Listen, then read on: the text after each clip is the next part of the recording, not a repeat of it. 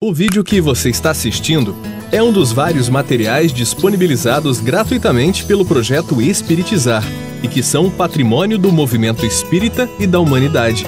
Na descrição do vídeo, você encontra a indicação de outros materiais relacionados a este assunto.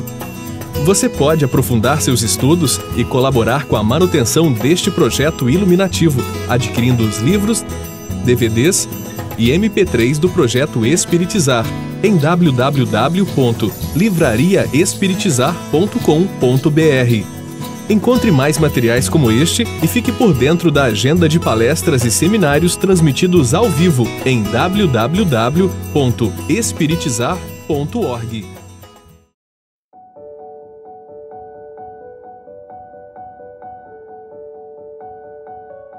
Retomamos hoje refletindo sobre o plano existencial e a autoliderança. E inicialmente fazemos um convite a todos nós que, ao observar cada texto, cada palavra, façamos um exercício íntimo de buscar o sentimento que esta palavra traz em nossos corações. Por exemplo, se nós lermos aqui uma palavra centelha divina, que nós façamos exercícios para observar em nós o que nós sentimos sobre centelha divina, o que nós pensamos e trazer para o nosso sentimento. Eu me sinto uma centelha divina, como está no Livro dos Espíritos, e assim nós possamos adentrar o sentimento que os pensamentos e as reflexões da manhã nos permitirão aprofundar mais no sentido do plano existencial e da liderança servidora.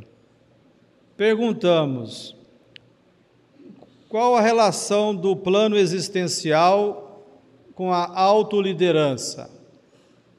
O que o plano existencial tem de relação com a autoliderança, ou o que a autoliderança tem a ver com o plano existencial? Tudo a ver. Para que o plano seja concretizado, é necessário esse esforço íntimo, essa capacidade de colocar em práticas as decisões que tomamos. E isso nós podemos entender que é um exercício de autoliderança. Como refletimos ontem, a autoliderança é essa capacidade de liderar a si mesmo para praticar, para vivenciar aquilo que já sabemos, aquilo que já estudamos, aquilo que estamos buscando refletir e trazer para o sentimento, daí a vivência. O exercício de autoliderança é um exercício constante da liderança espírita cristã, do líder servidor, que faz esforços para vivenciar os ensinamentos e para validar a mensagem de Jesus e as leis divinas, cumprindo-as na busca da autotransformação moral. E o que o plano existencial, pelos esforços da autoliderança, na busca da autotransformação moral, tem a ver com o convite de Jesus de validar a sua mensagem e as leis divinas. O que é validar a mensagem de Jesus? A vivência dos postulados cristãos e o que vai ser percebido nas relações que temos, em todas as circunstâncias, do trabalho profissional, voluntário, na família, em todas as circunstâncias. Daí nós podemos compreender, então, que colocar os esforços para desenvolver o plano existencial é validar a mensagem de Jesus na busca de desenvolver as virtudes, compreendendo, amando e praticando as leis divinas. Nós acrescentamos aqui uma reflexão, intuição dessa manhã, para iniciar as atividades refletindo sobre este plano existencial que cada um de nós temos, esse esforço de autoliderança para validar a mensagem de Jesus e que este exemplo possa ser percebido aonde nós nos relacionamos. Daí nós trouxemos esta reflexão.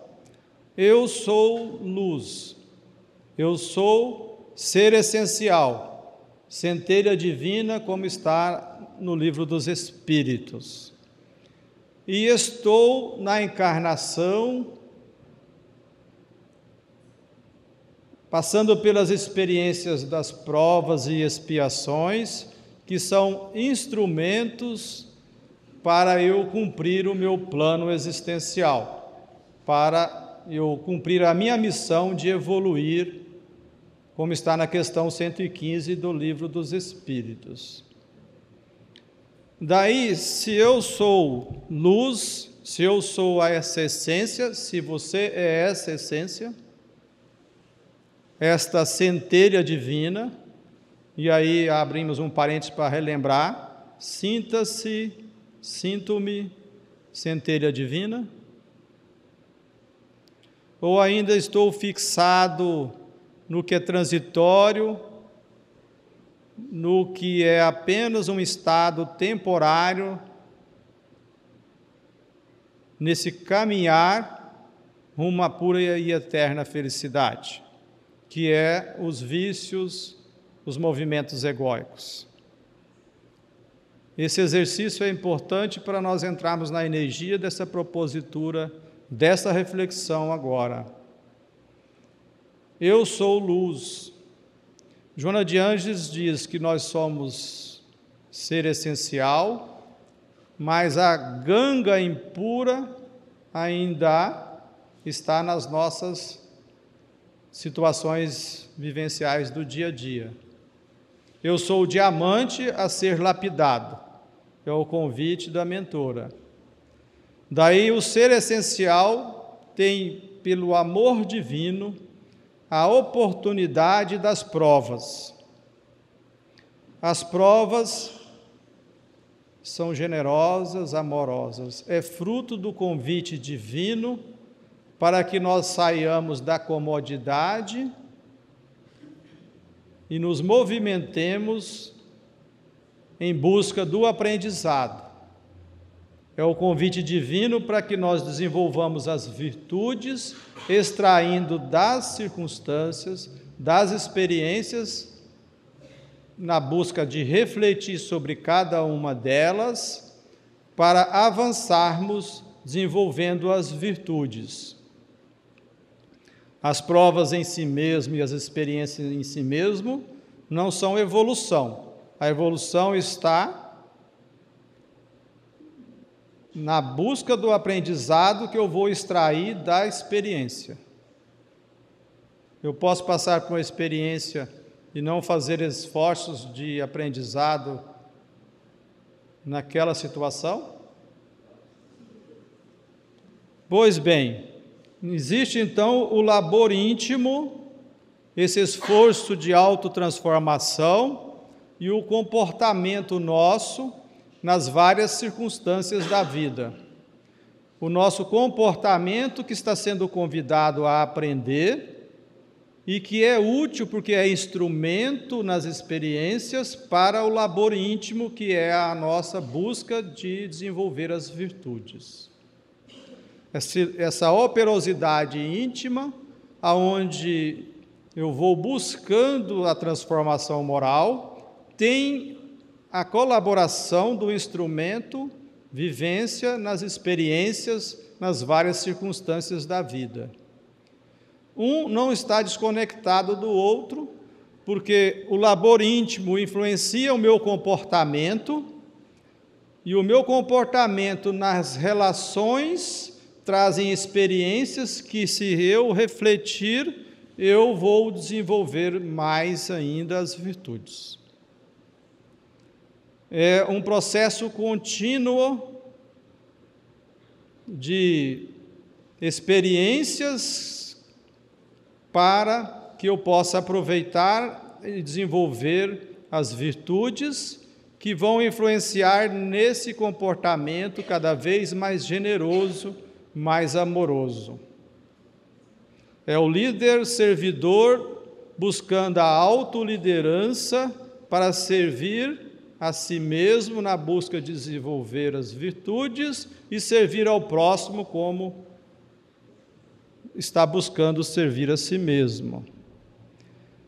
É cumprir o propósito existencial, buscando as reflexões para conhecer as virtudes essenciais.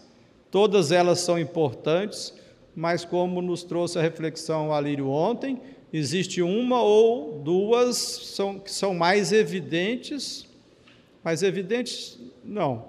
mais importantes, porque estão ligadas às maiores dificuldades que eu ainda trago, que na presente encarnação está no meu propósito da existência. E o programa existencial, que são as várias circunstâncias da vida. Daí esse programa tem as experiências, e é um programa nas experiências, é um programa bem planejado, tem a ver com a profissão, tem a ver com todas as escolhas que nós vamos fazer nas relações, tem a ver com a família, o núcleo familiar dessa encarnação, instrumento para desenvolver também o plano, sempre num processo contínuo da cruz que nós vamos carregar, que nós vamos compreender da vertical, que é o plano, que é essa conexão com o que é permanente, e da horizontal, que é esse programa de experiências transitórias fundamentais para que o espírito imortal tome a diretriz fundamental de desenvolver hábitos imortais. Nesse sentido, ao buscar desenvolver as virtudes, cumprindo o programa existencial, buscando desenvolver as virtudes. Programa, propósito. Daí, as virtudes do plano existencial são conquistas, e as conquistas são permanentes, pois não há involução, não há lei de involução, nós temos lei de evolução. Daí uma conquista de uma virtude ou uma conquista de um grau de desenvolvimento naquela virtude, ela se torna permanente, porque é uma conquista para sempre. Não retroagimos. O que nós avançamos moralmente, nós não retrocedemos. Nós vamos conquistando paulatinamente, desenvolvendo as virtudes. Por isso, então, é permanente. Já as experiências que são fundamentais e importantes para essa conquista permanente são transitórias. As experiências das provas e expiações. Daí o alto esforço e a dedicação. O alto esforço nessa busca de autoconhecimento, de autoobservação, como está na questão 919A de O Livro dos Espíritos, aonde eu vou buscar me conhecer, me observando, e o autoconhecimento, que não é só fruto da autoobservação, mas a autoobservação me faz perceber se aquilo que eu estou estudando, se aquilo que eu estou buscando extrair das experiências, eu estou já praticando ou começando a colocar em prática. Daí a autoobservação para o autoconhecimento, para essa vivência, e aí o autoesforço. O autoesforço nessa busca constante de se conhecer, que a partir do reconhecimento das qualidades que já tenho e do reconhecimento das dificuldades que merecem abrir as janelas para a luz entrar, é que eu vou poder me arrepender das atitudes de desamor, para, com o convite nas atitudes amorosas, convidando e estimulando as virtudes, iluminar essas atitudes de desamor, vivenciando atitudes de amor, através do arrependimento, que é o próximo passo nessa busca da expiação e da reparação. Por isso a dedicação. A liderança espírita cristã, que se faz em todos os encargos, não só no de presidente, como foi refletido ontem pelo Alírio, qualquer encargo é importante, e qualquer encargo há uma necessidade de liderança, não é isso? Ela só se realiza quando há dedicação e disciplina. Porque o esforço sem a dedicação, ele é inócuo, porque ele fica não é esforço, ele é uma forçação. Não é? Porque não há uma entrega efetiva. Não há o morrer para as coisas do mundo numa dedicação constante, perseverante, de fazer esse esforço de autoobservação para autoconhecimento, para o reconhecimento, daí buscar a reparação. Num processo de reparação, aprendizado, de expiação e quitação com a lei divina na consciência. Daí a busca do auto-amor, que esse auto-esforço nos conduz, e do amor ao próximo. Ser essencial, buscando o auto-esforço, cumprir o seu plano existencial nas várias circunstâncias da vida, nas experiências, na relação com o próximo. O auto-amor iluminando o amor ao próximo. O amor ao próximo, fruto do auto-amor. O auto-amor sozinho não é possível ser desenvolvido, como também já foi dito ontem, na clausura, mas na relação com o próximo eu também terei conhecimento e experiências que me levarão a perceber aonde estou. Quando na relação com alguém eu sinto alguma dificuldade, a utilidade da dificuldade na relação é eu me auto-observar para buscar ressignificar a postura pelo esforço, pelo auto-amor.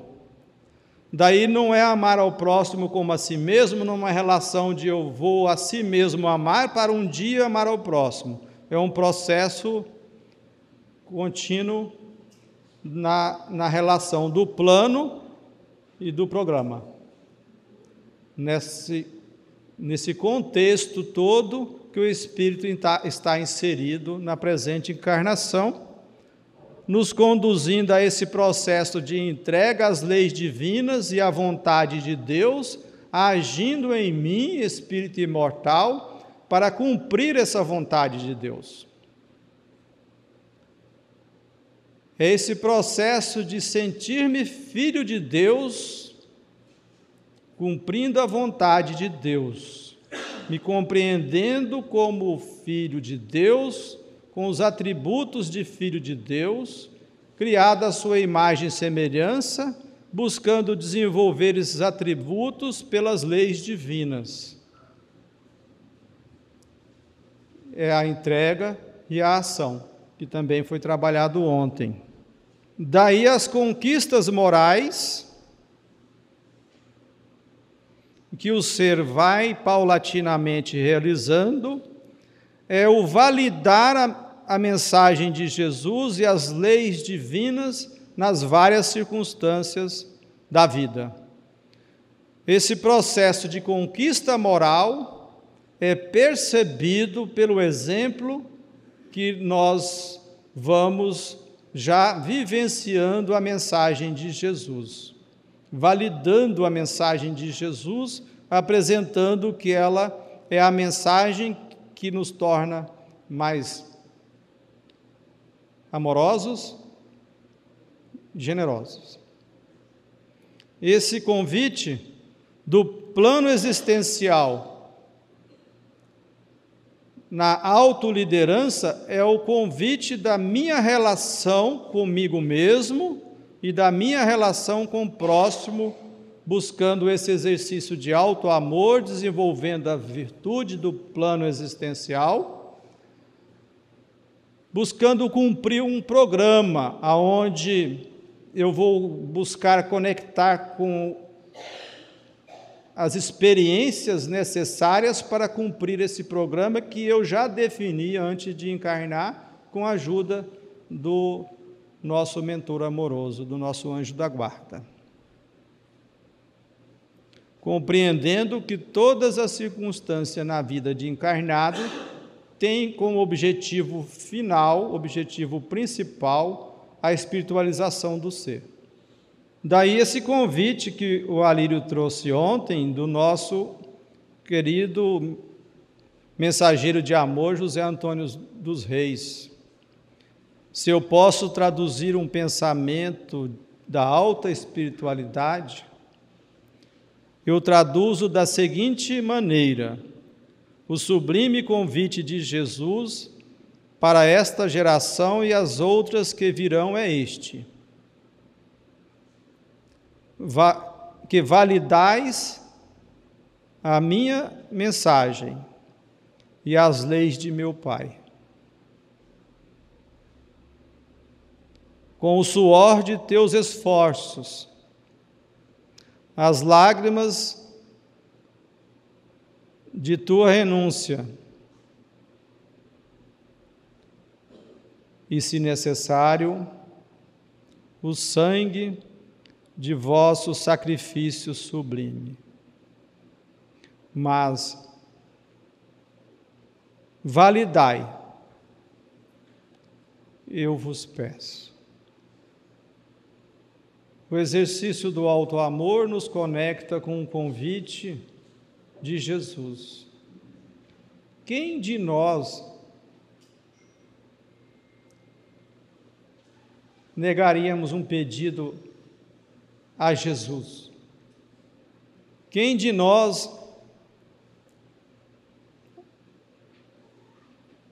deixaríamos de atender um convite de Jesus? Mas, para que esse esforço, essa renúncia e esse sacrifício não pareça uma carga além das nossas forças, o Alírio lembrou desta questão ontem. Para agradar a Deus e assegurar a sua posição futura, bastará que o homem não pratique o mal? E a resposta é: não.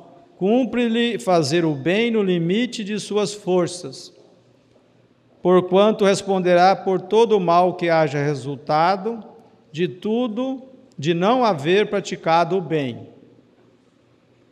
Daí o limite de nossas forças nos convida a refletir que esse esforço esta renúncia, esse sacrifício, faz parte da nossa escolha de ir no limite das nossas forças, ou seja, não está vindo outra palavra, não é me arrebentar todo para cumprir com esse propósito. É fazer esforços, mas conhecer o meu limite. Quem é que poderá me dizer do meu limite? Somente eu, que posso buscar apoio, sim, do Evangelho de Jesus, dos terapeutas, nas experiências. Conhecer o próprio limite é uma busca íntima. Validar a mensagem de Jesus e as leis divinas será realizar o plano existencial pelos esforços persistentes, renunciando, isto é, morrendo para o mundo, com sacrifícios sublimes no limite de nossas forças. O convite de Jesus é validar a sua mensagem. E validar a sua mensagem é vivenciar semelhante a Ele, modelando-o, não é copiando-o. Quando nós queremos copiar Jesus, nós plagiamos, um plágio muito mal feito, porque nós ainda não somos espíritos puros. Mas fazer semelhante é fazer esforços buscando o modelo.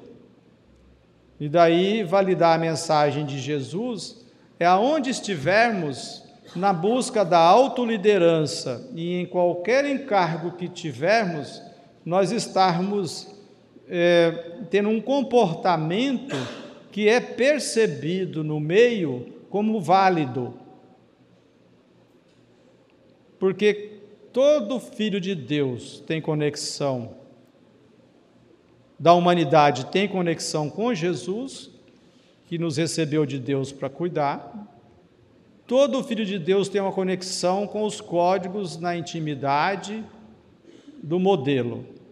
E daí não importa se ele tem religião ou não. Na minha relação com ele, na sua relação com ele, ele vai perceber a validade do modelo. Porque o meu comportamento, que é fruto dos meus esforços de autotransformação moral e de domar as inclinações más, me apresenta com autenticidade, como aprendiz,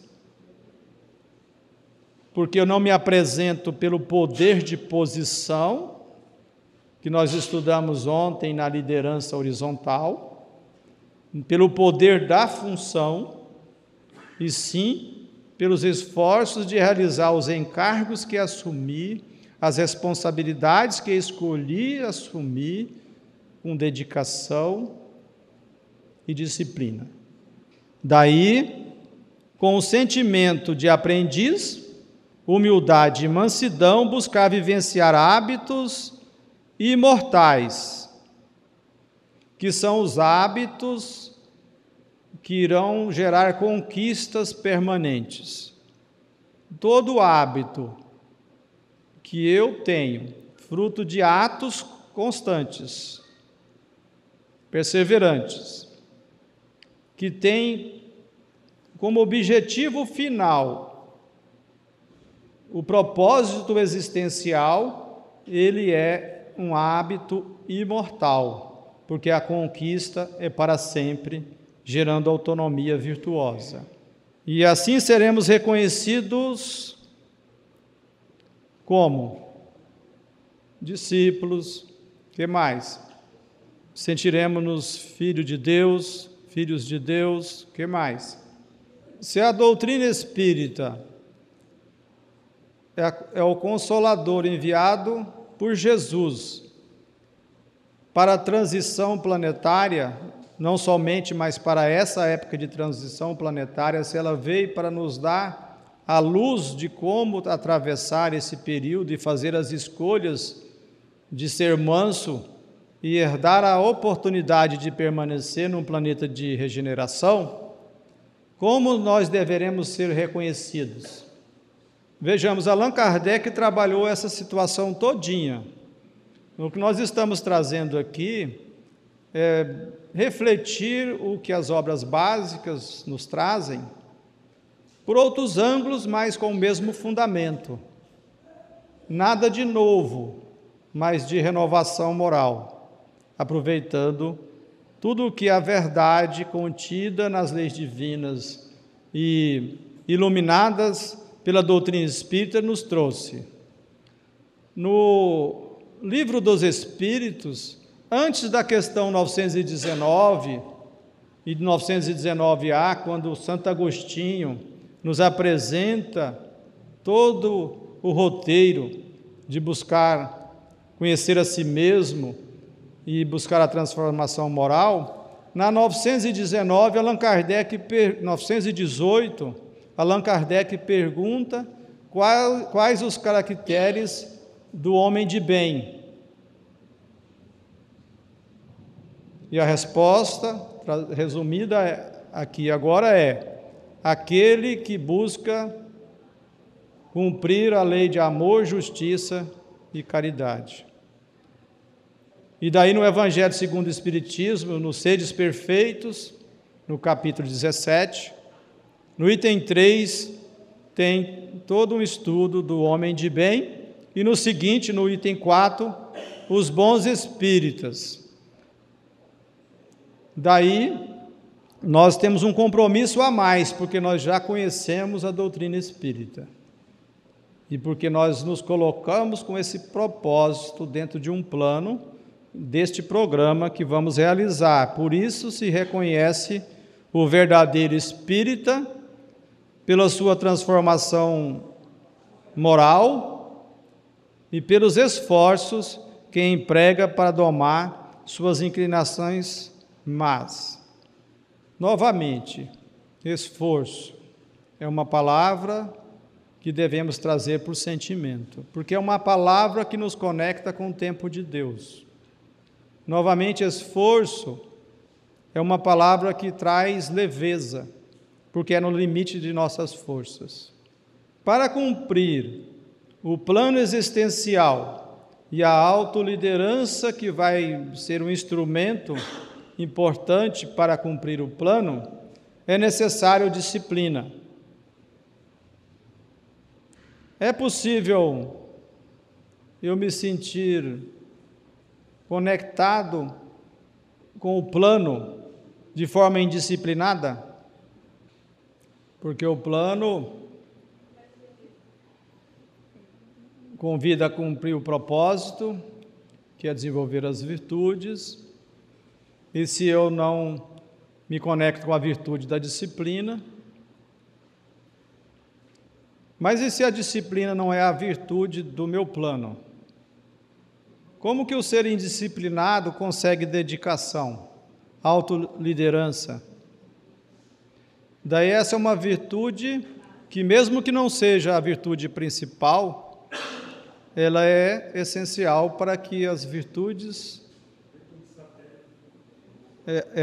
ela é uma virtude satélite de todos os propósitos existenciais. A disciplina, o Alírio está nos lembrando aqui, é uma virtude satélite de todos os propósitos existenciais. Aí o convite desta manhã é cada um observar em si mesmo pontos que devem serem transformados. Se há fuga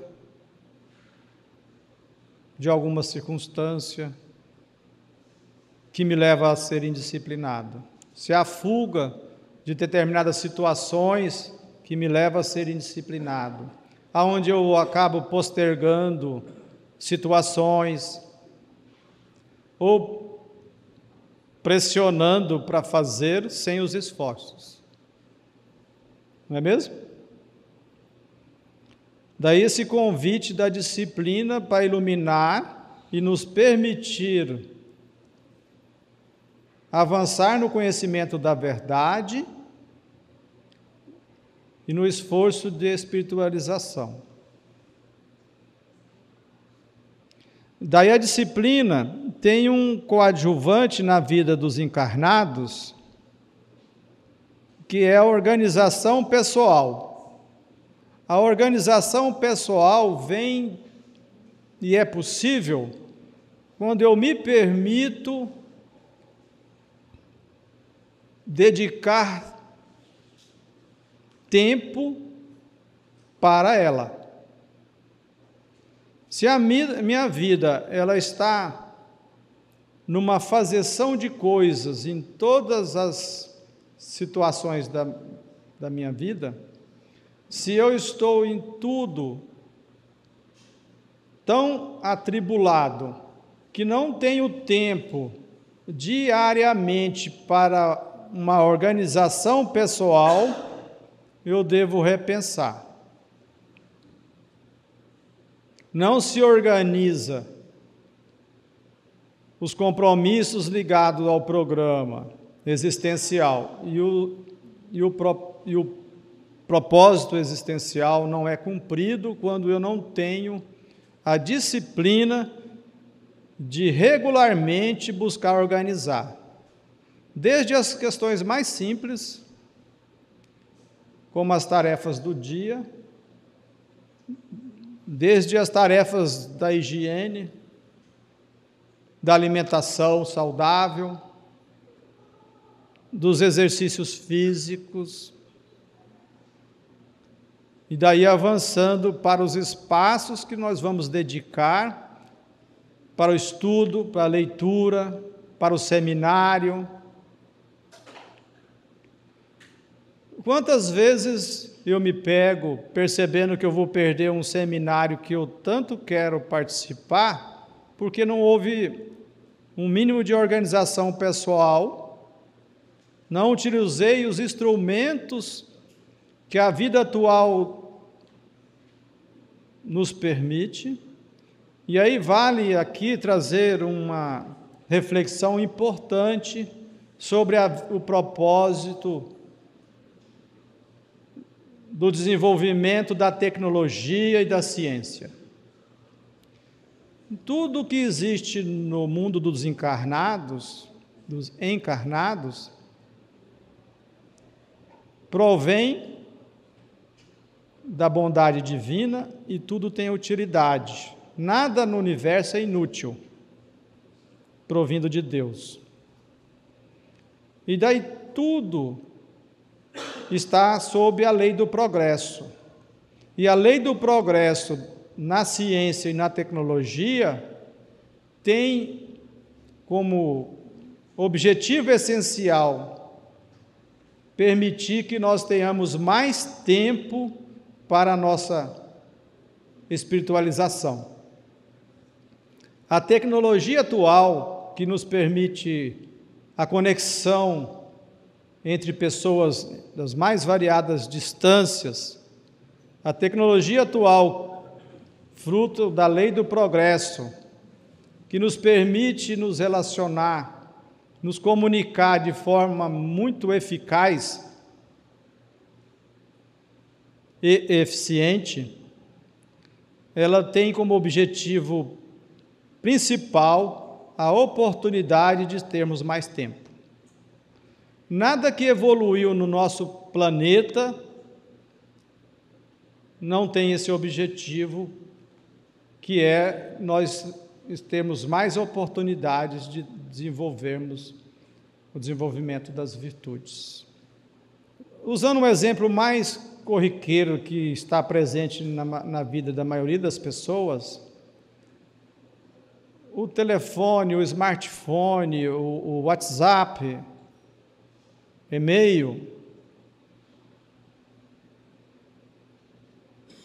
ele é para tomar tempo ou para liberar-nos de tempo?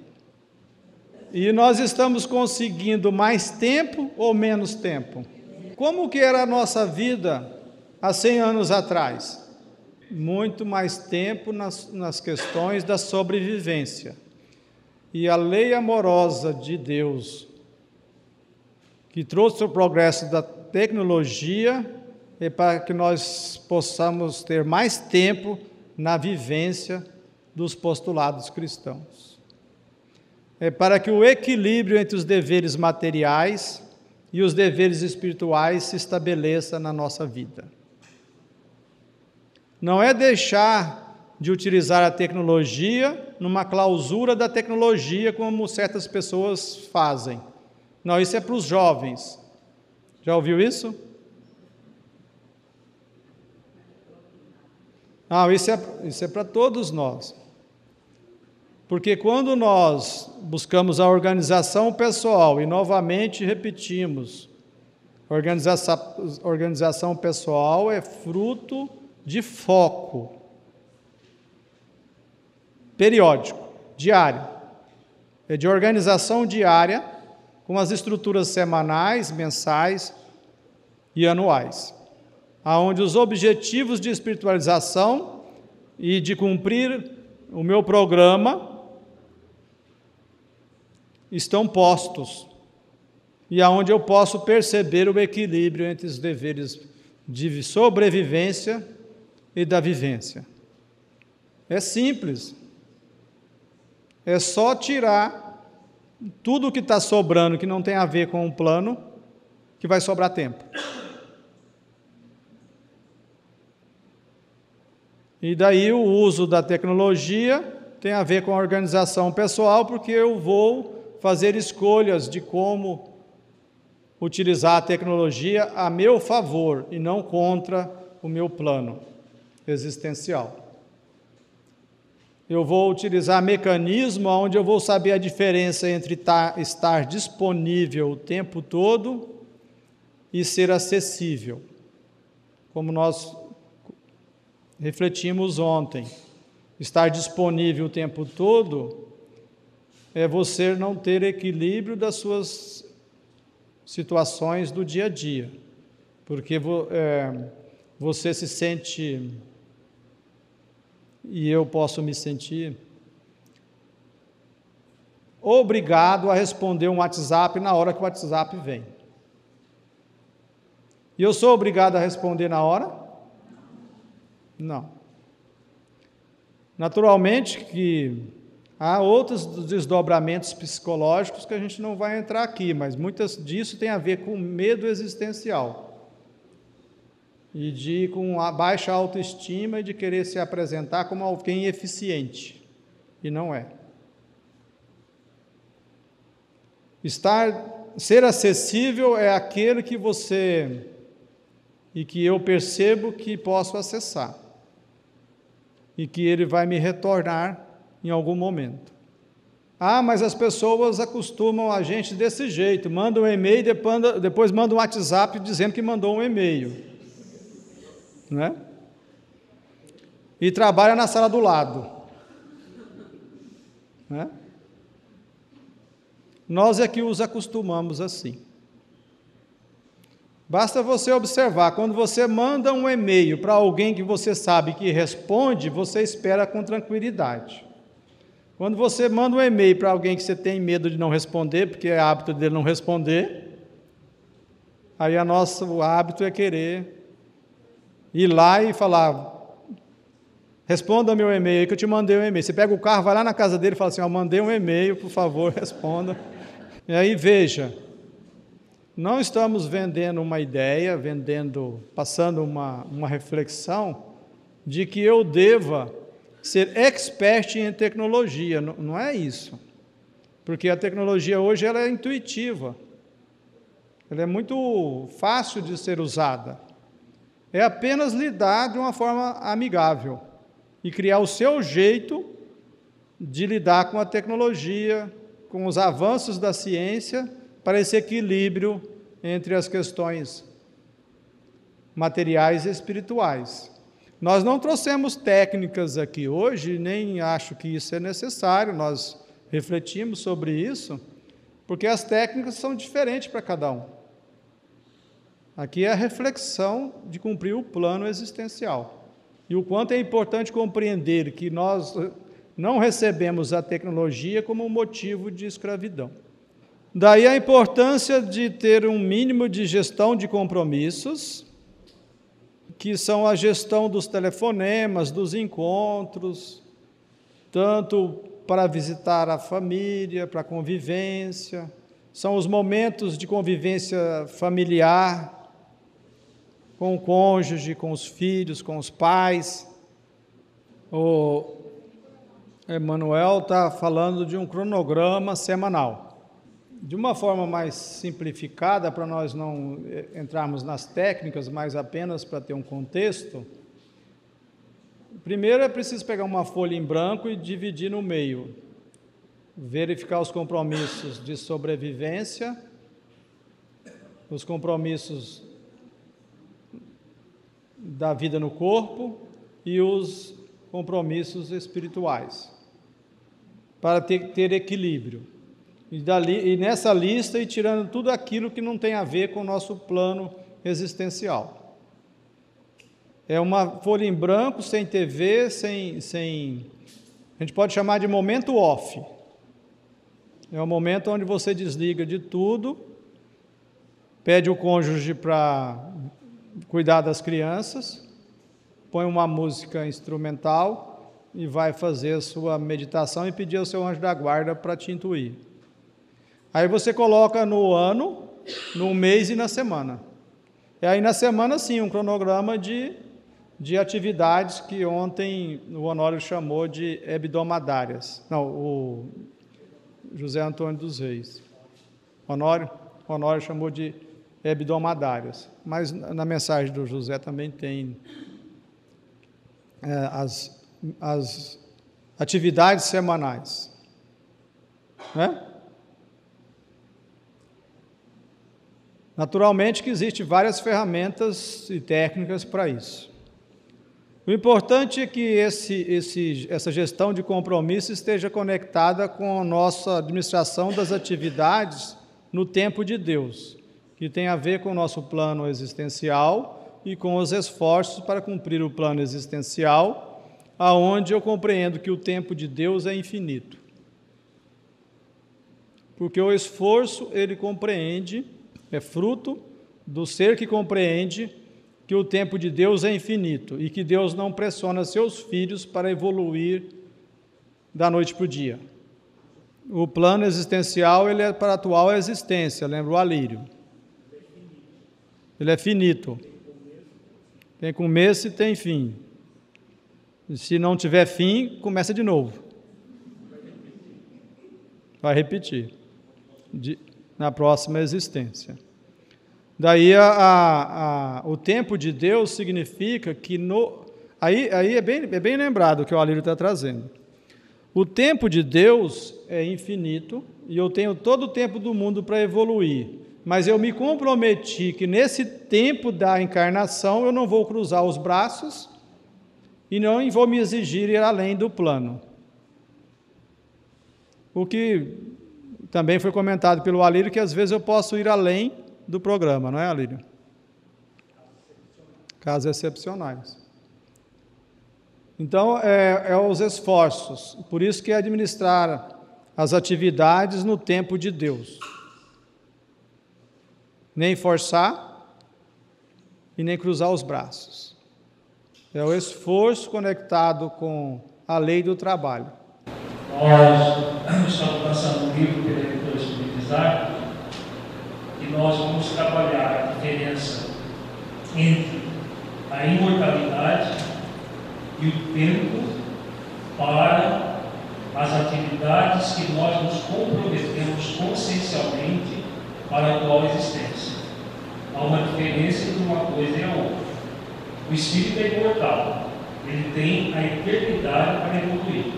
Mas em cada existência nós fizemos um programa existencial, temos um propósito daquela existência. Numa crônica do Humberto de Campos, no livro Cartas e Crônicas, tem a história da Leonarda, que nós citamos ontem, mas não falamos toda a história dela. ela tinha no propósito existencial desenvolver a paciência. Passou a existência inteira e não fez os esforços para desenvolver a paciência. A queixa que ela teve com a mentora foi que ela tinha sido excessivamente provada na atual existência, na existência imediatamente anterior, e que ela, apesar de excessivamente provada, ter sofrido muito, a mentora diz: sim, você foi bastante provada, mas não foi aprovada. Significando que aquela existência para ela ficou perdida, do ponto de vista na vertical da vida. Ela passou por muitas experiências, muito sofrimento, mas não aproveitou. Então é importante que nós sempre lembremos que há um tempo para nós, e vai ser 50, 60, 70, 80 anos, o que for programado para esse desenvolvimento. Senão a gente fica naquela ideia: não, o que eu não fizer agora, na encarnação que vem eu faço. É muito cômodo dizer isso. Só que o sofrimento que o espírito tem por ter adiado é muito grande. Realmente, o que nós não fazemos agora, podemos fazer depois, mas à custa de cada vez mais lágrimas para nós mesmos. Muito sofrimento desnecessário. Por isso, o esforço no limite das forças, para se cumprir o plano existencial, porque ele foi muito bem pensado. Ele não era um plano aleatório, foi muito bem pensado dentro das nossas possibilidades, nunca além das nossas possibilidades. O grande problema nosso ainda é a preguiça moral e a preguiça mesmo, como um todo, para realizar os esforços do tempo que temos. O Alírio lembra que daqui a 2 meses a editora Espiritizar vai lançar o livro Energia dos Chakras e o Poder de se Sentir um Espírito Imortal. Trabalhar o que é se sentir um Espírito Imortal para viver o Espírito Imortal. Porque só vivendo como Espírito Imortal que nós vamos administrar bem as nossas atividades nesse tempo infinito de Deus, mas finito na atual existência. Relembrando que o plano existencial foi muito bem preparado, como ontem foi bem refletido.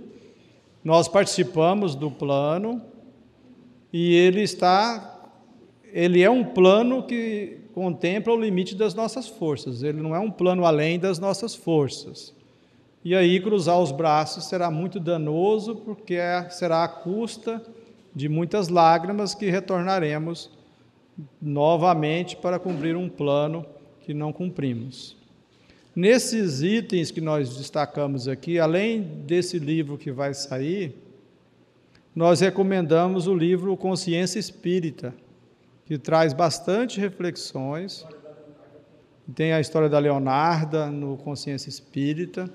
É um livro valiosíssimo, que vai nos ajudar a colaborar bastante com essas reflexões desse tópico, o plano existencial, que tem a ver com o nosso compromisso conosco mesmo. Vamos refletir sobre eficiência e eficácia. Uma pergunta: quais os comportamentos negativos costumo ter que dificultam o exercício do meu trabalho? Não precisa responder, pode apenas refletir. Todos nós temos comportamentos negativos que costumamos ter e dificultam o exercício do meu trabalho. Vale a pena anotar, refletir, aproveitar esse momento para poder meditar sobre essas situações, para depois convidar as virtudes e estimulá-las a vir iluminar esses pontos. Quais qualidades necessito desenvolver para transformar essas dificuldades e desenvolver a minha capacidade de trabalho? É uma pergunta consciencial, não é apenas para refletir em situações técnicas, ou da escassez de algum instrumento financeiro, econômico ou estrutural, para buscar na consciência quais qualidades necessito desenvolver para transformar essas dificuldades e desenvolver a minha capacidade de trabalho. E também, agora, quais as qualidades que já tenho desenvolvidas. É muito importante desenvolver, perceber, observar, perceber e reconhecer qualidades que já tenho desenvolvidas ou que estou desenvolvendo e que irão auxiliar no meu plano existencial. A eficiência é a qualidade em cumprir as tarefas e funções com as normas e padrões de forma efetiva. É cumprir as tarefas e funções para atender o encargo que assumi. Significa fazer bem feito, é quando nós fazemos com capricho, dedicação. Isso é ser eficiente. Se merece ser bem feito, porque eu escolhi antes, partir do princípio de que tem importância para o meu plano existencial, então eu vou fazer bem feito, sem pressa, mas com agilidade. E aí será bem feito, qualquer circunstância. A eficiência é fazer bem feito. O Alírio lembra que se fazer bem feito pode errar. O que vocês acham? Seria mestre já, né? Então, a eficiência e eficácia dentro do sentimento de aprendiz. Com humildade e mansidão, buscando os esforços para fazer. Não é ser o melhor de todos, é dar o melhor de si. A eficiência é diferente de perfeccionismo. Perfeccionismo é o culto à perfeição e não o esforço para se aperfeiçoar. A eficiência é o esforço, é uma virtude do esforço para se aperfeiçoar. É fazer com dedicação, no limite das suas forças, é dar o melhor de si. Quando a pessoa erra, o que é ser eficiente? Extrair o aprendizado para ir paulatinamente fazendo melhor. É isso? Por isso que é humilde, por isso a humildade e a mansidão, sentimento de aprendiz. Porque a pessoa não quer se apresentar mais do que é, o que leva para as máscaras, né? Então, daí a importância de compreender que fazer bem feito não é acertar sempre, é dar o melhor de si, com dedicação, com todo esforço, para fazer o melhor possível, seja na evangelização infantil, seja nos estudos, seja nas atividades profissionais, em qualquer âmbito. A eficiência, né, Saulo, entra aquele quesito que você colocou lá no auto-amor. Se eu não for eficiente comigo mesmo, me amando, fazendo exercícios de auto-amor, como que eu poderei fazer qualquer tarefa bem feita? Então não há exigência de perfeição, nem negligência de dar o melhor. Eu faço os esforços para dar o melhor, porque isso é um grande exercício de auto-amor. E esse exercício de auto-amor vai fazer com que eu também busque nas tarefas fazer bem feito. Errei, aprendo com erro. Busco fazer todos os esforços de repará-lo, sempre assumindo a responsabilidade pelo erro. A pessoa ineficiente, ela tende a culpar os outros, porque ela tem dificuldade com ela mesma, tem dificuldade no auto-amor, qualquer erro ela tenta jogar, né, até para o computador, para o sistema, para as coisas externas, sem fazer o esforço de aprender sempre. Não há problema de errar. O problema é não assumir o erro, dessa forma, auto-amorosa. O Alírio lembra a importância do auto-amor, porque fazer bem feito é essa conexão com o auto-amor, onde nós vamos buscar compreender os nossos esforços de dar o melhor de nós, sem a exigência de que saia perfeito. E sem o auto-amor, há um movimento de querer culpar os outros ou as coisas, ou até o computador, ele lembrou, que a pessoa vai, tem gente que quebra o computador, não é? E põe culpa na internet, põe culpa no sistema, põe culpa e às vezes vai pôr culpa em Deus, por culpa nas outras questões. Daí a eficiência é uma virtude que o ser vai buscar pelo auto-amor o zelo necessário para fazer com dedicação, dando o melhor de si naquela situação. A pergunta é se eu não conseguir cumprir as normas e padrões, eu não estou sendo eficiente? Na verdade, o que nós estamos dizendo é exatamente buscar o melhor de nós e não ter o êxito da situação como um mestre. Vamos explicar melhor isso. Há um êxito sempre que nós extraímos aprendizagem da experiência. A experiência pode não ser exitosa, mas pode ter um aprendizado. Não é verdade? Daí eu estou buscando a eficiência, porque a eficiência é uma virtude a ser desenvolvida. Mas se eu não sou mestre ainda, sou aprendiz, eu não vou exigir de perfeição. Eu vou estar atento para aprender com aquilo que foi exitoso e com aquilo que não foi exitoso. Mas as duas situações, se eu estiver com um movimento de auto-amor, eu vou extrair aprendizado para não repetir o mesmo erro. E paulatinamente eu vou... essas normas e padrões aqui, não é no sentido de regras rígidas, no sentido de princípios, de diretrizes. Se é uma atividade profissional, você vai buscar diretrizes para a consecução das atividades, mas todas estão sob as leis divinas.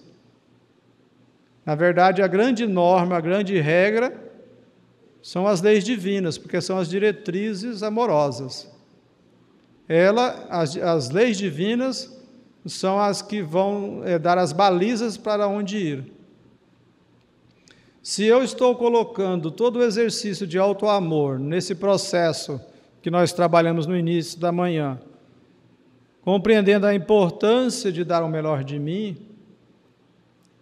eu me sentirei muito bem realizado, mesmo numa situação onde não obtive êxito. Eu não obtive êxito fora de mim, mas obtive êxito no desenvolvimento de virtudes que podem ser virtudes satélites para a virtude do plano do propósito existencial.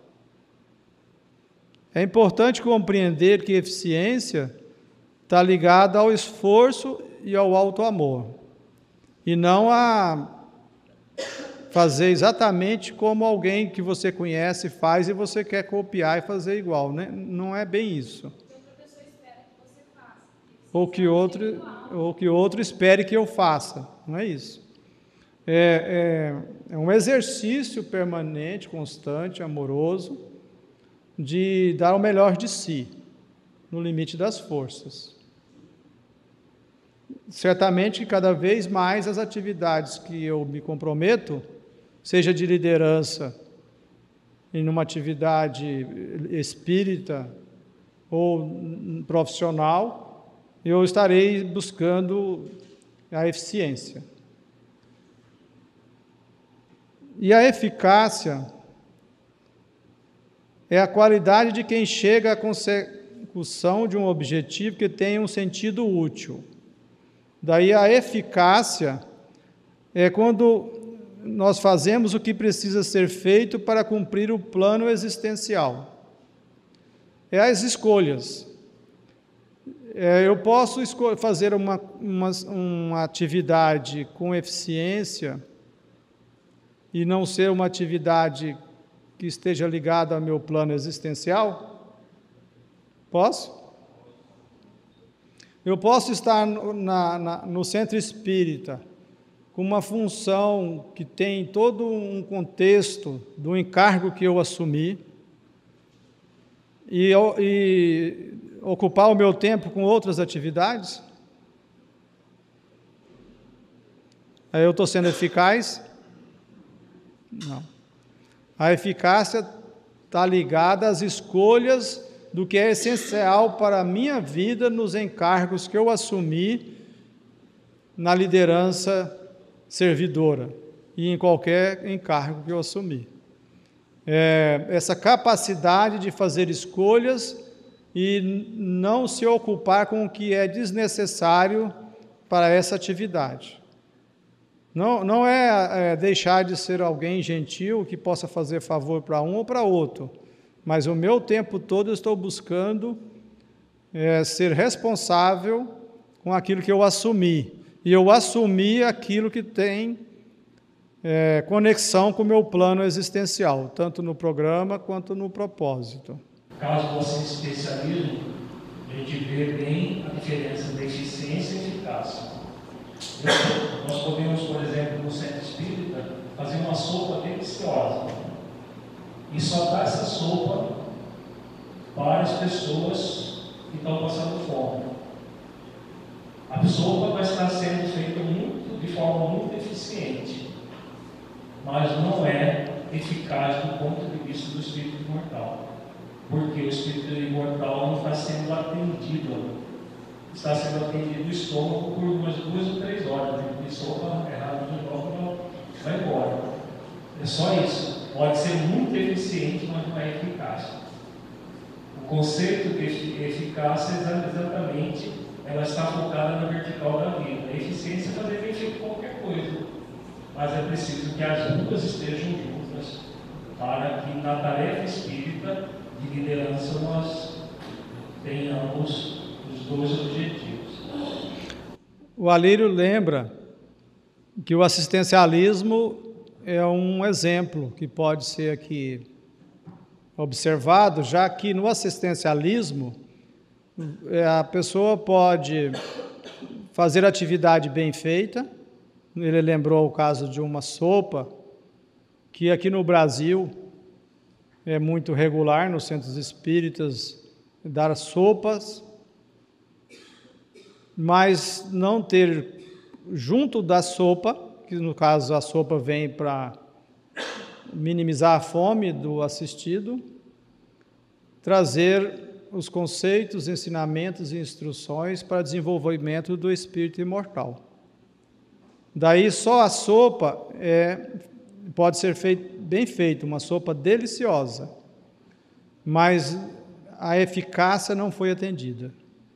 Porque a eficácia está ligada às escolhas que fazem conexão com o nosso plano existencial e com o propósito da instituição espírita. É necessário respeitar o propósito da instituição espírita, que é a promoção do espírito imortal. Será que a pessoa, às vezes, é uma excelente evangelizadora, mas não está sentindo suavidade e leveza, faz com capricho, mas não está sentindo suavidade e leveza? Pois bem, é importante lembrar que nosso plano existencial ele deve ser por nós acolhido e que todas as atividades, a eficácia está em escolher atividades que vão colaborar para que eu possa exercer o meu plano existencial.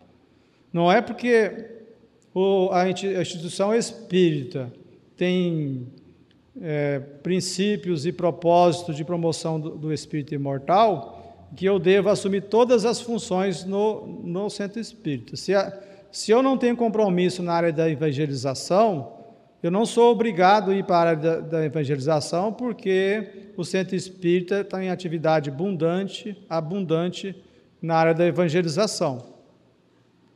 Ou seja, eu devo buscar na minha consciência reflexões para ver quais as atividades que eu vou desenvolver que tem a ver com o meu programa existencial para cumprir o propósito existencial. Quando eu escolho uma atividade que tem a ver com o meu programa existencial, eu vou sentir que a habilidade ela se torna cada vez mais pungente. Às vezes eu consigo absorver técnicas da evangelização infantil, mas eu me sinto incomodado porque as vozes alertas estão me convidando a refletir. Não é um engessamento. São escolhas individuais no grupo, no coletivo. Nós vamos estudar um pouco mais disso mais à frente. A sabedoria é unir eficiência e eficácia. É isso que nós acabamos de dizer. Você vai unir eficiência e eficácia, fazendo as escolhas que trazem a oportunidade de desenvolver o seu plano, buscando dar o melhor de si com alto amor, que é a eficiência. As duas andam juntas, pois não adianta fazer um trabalho bem feito, eficiência, se esse trabalho não fizer sentido, eficácia, sentido para cumprir o plano existencial e a promoção do espírito imortal na instituição espírita. Nós podemos, às vezes, assumir uma atividade no centro espírita que tem a ver com a promoção do espírito imortal, mas não tem a ver com o meu plano.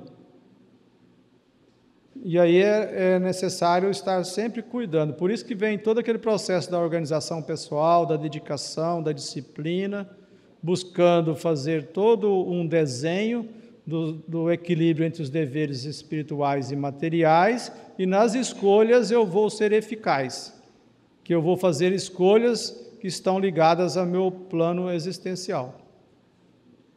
Nós conhecemos uma pessoa que atuava numa área e que ela é muito habilidosa para atuar nessa área. Mas ela não sentia suavidade e leveza. Aí ela buscou uma outra área, isso nós estamos falando de área profissional, que ela ainda não tinha tanta habilidade, não era tão eficiente, mas ela sentiu suavidade e leveza. E aos poucos está ganhando habilidade. Isso acontece quando a pessoa não está conectada com o seu programa existencial. Nas profissões é muito comum. A tal profissão ganha mais dinheiro, a pessoa pode ser muito eficiente dentro dela, mas eficazmente não vai, porque ela não vai sentir bem com o espírito imortal. No movimento espírita acontece a mesma coisa. Nós temos diferentes habilidades. Se a pessoa força um tipo de trabalho que ela não está propriamente no seu programa existencial, o que vai acontecer? Ela não vai sentir essa leveza, essa suavidade e o contentamento, que são as virtudes da avaliação. Não tem como, né? Porque se não estiver conectado com o plano, o programa existencial, ela não tem como se encaixar. Quando há sempre a conexão com aquilo que ela se comprometeu, né? Porque temos diferentes atividades dentro do mesmo meio. Né? Então, a pessoa, ao conectar com aquilo que está no programa, isso intuitivamente ela vai sentir, aí todo o processo se torna eficiente e eficaz. O Alírio lembra que tanto no meio profissional quanto no centro espírita, se as escolhas não estiverem conectadas com o programa existencial, vai acontecer isso que nós estávamos falando. Na profissão, a pessoa às vezes escolhe por questões financeiras, econômicas, e todo espírito que já na adolescência, às vezes na primeira infância, já começa a sentir para onde vai. E, infelizmente, muitos pais desviam o compromisso do programa daquele espírito por questões financeiras. A profissão, ela não é um meio para alcançar objetivos de poder na sociedade, de poder financeiro e econômico. Isso é apenas uma consequência que pode advir da profissão. A finalidade essencial da profissão é a espiritualização do ser. É cumprir o programa existencial. É um instrumento para desenvolver o propósito existencial. No centro espírita, o Alírio lembra também, é a mesma coisa. Se a pessoa não busca compreender quais as atividades do centro espírita têm a ver com o seu programa existencial, ela pode, às vezes, pular de atividade em atividade, fazer de tudo um pouco, é o que a gente chama de fazeção de coisas, cuiabanês. O pessoal da internet conhece o cuiabanês, fazeção de coisas? O pessoal da internet, todos já são um pouquinho cuiabanos, né? Fazer sem sentido. Ela, sabe a pessoa que faz e não sente leveza, não sente suavidade? É porque não há uma conexão com o programa, e quando não há conexão com o programa, os instrumentos não conectam com o propósito. Não que seja totalmente inútil, mas, como o irmão Jacob, no livro Voltei, ele teve aproveitamentos, mas ele não cumpriu o seu plano. A busca da autotransformação moral. Às vezes a intenção mas a falta de buscar o direcionamento ideal, e o que nós estamos fazendo ontem e hoje. É buscar essa compreensão para evitar esse desajuste que há entre o plano, os objetivos do espírito e as vivências na matéria. Como funciona a questão? Quando você está conectado com tudo aquilo que está no programa, o espírito não tem aquela constrição, uma inquietude interna. E aí ele tem maior facilidade para exercitar a virtude do propósito. Porque aquilo que é mais desafiador é a virtude do propósito. Então, se o programa está mal ajustado, como que ele vai ter paz, harmonia para desenvolver uma virtude que é muito desafiadora? Então, por isso que há essa desconexão. É como se tivesse algo fora do prumo que aí funciona. O Alírio lembra algo muito importante. A nossa virtude do propósito existencial é a mais desafiadora. É a que mais nos desafia à autossuperação, ao desenvolvimento. Porque é a virtude que ilumina o ponto mais nevrálgico, mais complexo dos nossos movimentos egóicos, dos vícios. Daí, por isso que há o esforço, a renúncia e o sacrifício. Não é algo simplicista, de que eu escolhi e agora eu vou. Quando nós falamos de esforço leve e suave, não significa que não exista desafios.